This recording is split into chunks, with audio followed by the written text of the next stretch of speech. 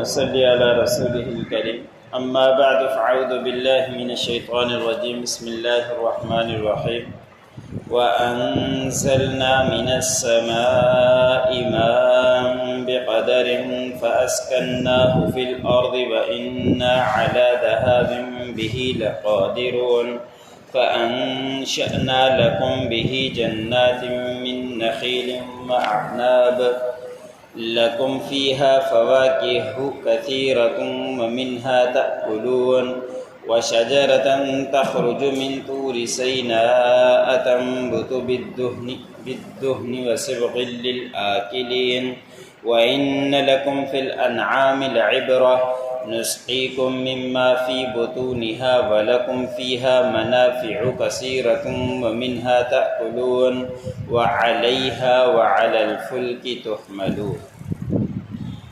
سورۃ المؤمنون کا درس چل رہا ہے۔ اسی سورۃ کی آیت نمبر 18 سے لے کر 22 تک تلاوت کی گئی۔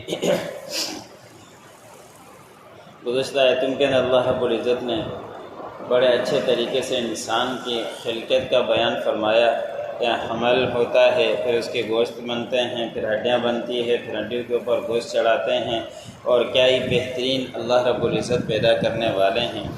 اس کے بعد اللہ رب العزت نے فرمایا کہ اسی انسان کو پھر ایک دن موت نے آ کر گھیری لینا ہے، اور پھر یہ سب کے سب قیامت کے دن ہمارے سامنے اٹھا ہی جائیں گے۔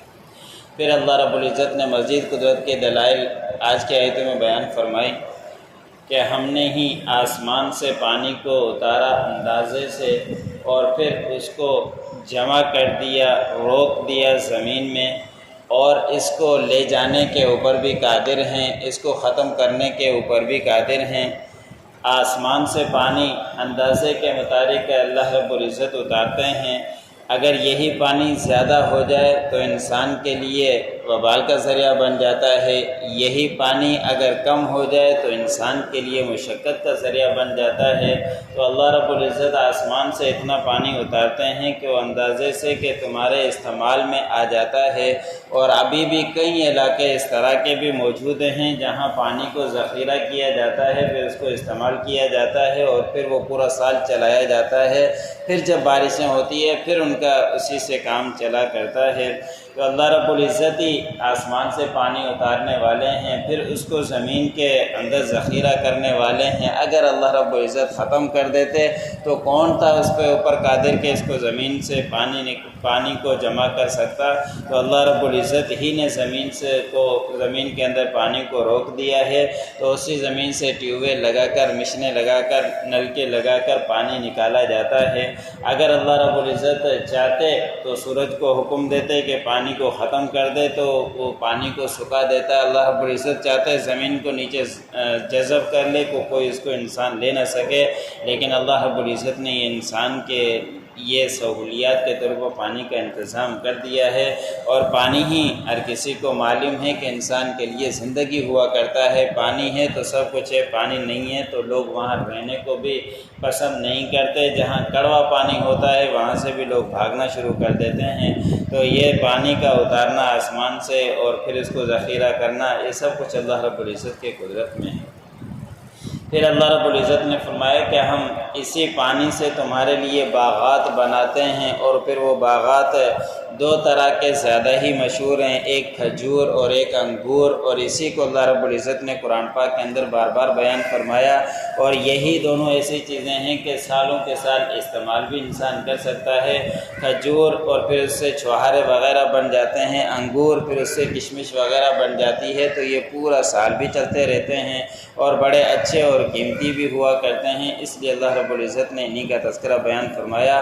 اور بھی بہت ساری چیزیں نکلتی ہیں جس کا اللہ رب العزت نے آگے بیان فرمایا کہ تمہارے لیے اس پانی سے اور بھی بہت سارے پھل ہوا کرتے ہیں، اور جس سے تم کھاتے ہو۔ کھجور ہے، انگور ہے، سیب ہے، ہر طرح کے اگر انسان دیکھے، لیکن ہم ان چیزوں کی طرف غور و فکر نہیں کرتے، اور ان کی طرف اسی لیے نہیں کرتے کہ روز مرہ کی چیزیں ہیں اور چل رہی ہے، گزر رہی ہے۔ جس طرح کے بچے کی پیدائش کی سے ہی عجیب خلقت ہے، لیکن روز چل رہا ہے، بچے پیدا ہو رہے ہیں اور معاملہ چلتا ہی چلے جا رہا ہے۔ ان چیزوں کی طرف کبھی غور و فکر نہیں کیا۔ ہمیں ان چیزوں کی طرف غور و فکر کرنا چاہیے کہ اللہ رب العزت آسمان سے پانی نہ اتارتا، زمین سے کوئی چیز نہ اگتی اور پیدائش کو اللہ رب العزت روک دیتا، تو پھر کس طرح ہم انسان پیدا کر سکتے تھے؟ کتنے لوگ ایسے ہیں جس کے 10 سے 12 سال تک شادی کو عرصہ گزر جاتا ہے، اولاد نہیں ہوتی، وہ کتنے پریشان ہوا کرتے ہیں۔ تو ان چیزوں کی طرف کبھی کبھی غور و فکر کرتے رہنا چاہیے۔ تو اللہ رب العزت نے فرمایا کہ اور بھی بہت سارے پھل ہم نے پیدا کیے جس سے تم کھایا کرتے ہو۔ ایسے ہی ایک اور درخت کا اللہ رب العزت نے تذکرہ بیان فرمایا، اور وہ زیتون کا درخت ہے۔ اللہ نے فرمایا کہ وہ طور سینا میں نکلتا ہے، اور یہ اکثر شام کے علاقے کے اندر نکلتا ہے، اور اس سے اللہ نے فرمایا کہ تیل نکلتا ہے جس سے تم فائدہ اٹھاتے ہو اور اس سے کو کھانے کے طور پر بھی استعمال کرتے ہو، اور یہ بہت ہی بہترین تیل ہوا کرتا ہے، اور یہ اکثر شام ہی کے علاقے جو طور سینا اللہ رب العزت نے بیان فرمایا وہاں زیادہ اگتا ہے، اور یہ بہت ہی بڑا فائدہ مند تیل ہوا کرتا ہے۔ پھر اللہ رب العزت نے مزید قدرت کی دلائل بیان فرمائی، دلیلیں بیان فرمائی کہ بے شک تمہارے لیے جانوروں کو اللہ رب العزت نے پیدا کیا، اس کے اندر بھی تمہارے لیے عبرت ہے، اس کے اندر بھی غور و فکر کرو کہ ہم نے تمہیں اسی کے پیٹ سے تازہ دودھ پلاتے ہیں جو تم اس سے پیتے ہو۔ انسان ان چیزوں کے اندر بھی غور کرے کہ جانور کیسی خلقت ہے، اللہ رب العزت نے کیسا بنایا، اور کھاتا کیا ہے اور کھانے کے بعد نکلتا کیا ہے۔ ایک طرف اللہ رب العزت اس کو فضلے میں ڈال دیتے ہیں، وہ نکل جاتا ہے، دوسرا گھاس اس نے کھایا سوکھا ہرا، لیکن اللہ رب العزت نے اس کے اندر پیٹ کے اندر دودھ کو پیدا کر دیا، اور دودھ تم نکال کر پیتے ہو۔ کتنی بڑی اللہ رب العزت کی نعمت ہے۔ کوئی ہے اس طرح کا جو اس طرح کا دودھ بنا کر دکھلا دے کہ ایک طرف چارہ کھلا دے اور دوسری طرف وہ جانور دودھ نکالنا شروع کر دے؟ سب کچھ اللہ رب العزت کے اختیار میں ہے، اور انہی جانوروں کے عبرت اللہ رب العزت نے فرمایا کہ کھاتا کیا چیز ہے اور نکالتا کیا چیز ہے۔ اللہ رب العزت کی شان ہے، ایک طرف خون بن جاتا ہے اور دوسری طرف دودھ بن جاتا ہے جس کو انسان استعمال کرتا ہے۔ اس کے اندر اللہ رب العزت نے فرمایا کہ تمہارے لیے دودھ بھی ہے ان کے پیٹوں کے اندر، اور بھی بہت سارے فوائد ہیں جو تم اس سے حاصل کرتے ہو، اور اسی سے تم کھاتے بھی ہو، ان جانوروں کو کاٹ کر اس کا گوشت استعمال کرتے ہو، اور اسی کے اوپر سواری بھی اختیار کرتے ہو، تمہارے بوجھ بھی اٹھا کر چلتے ہیں۔ اور ایسے ہی اور نعمتوں کے ساتھ ساتھ اللہ رب العزت نے فرمایا کہ کشتیاں ہیں جو تمہارے بوجھوں کو اٹھا کر ادھر سے ادھر ادھر سے ادھر آ رہی ہوتی ہے۔ تو اتنے بڑے چیزیں اللہ رب العزت نے انسان کے لیے پیدا فرمائی، تو انسان کو چاہیے کہ نعمتوں کو دیکھتے ہوئے شکر ادا کرتا ہے۔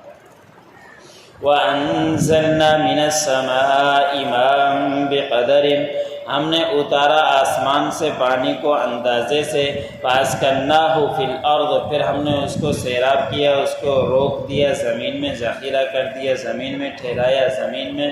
وَإِنَّا عَلَى ذَهَابٍ بِهِ لَقَادِرُونَ، اور بے شک ہم اس کو معدوم کرنے کے اوپر بھی قادر ہیں، ختم کرنے کے اوپر بھی قادر ہیں۔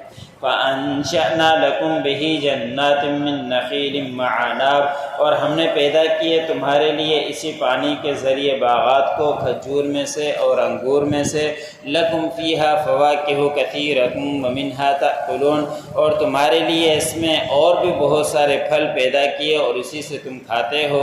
وَشَجَرَةً تَخْرُجُ مِن طُورِ سِينَاءَ، اور ایک درخت کو بھی اگایا تمہارے لیے، وہ طور سینا سے نکلتا ہے، تنبت بالدہن، اور اگاتا ہے تیل کو، نکالتا ہے تیل کو، وصبغ للآکلین، اور کھانا بھی، سالن بھی کھانے والوں کے لیے۔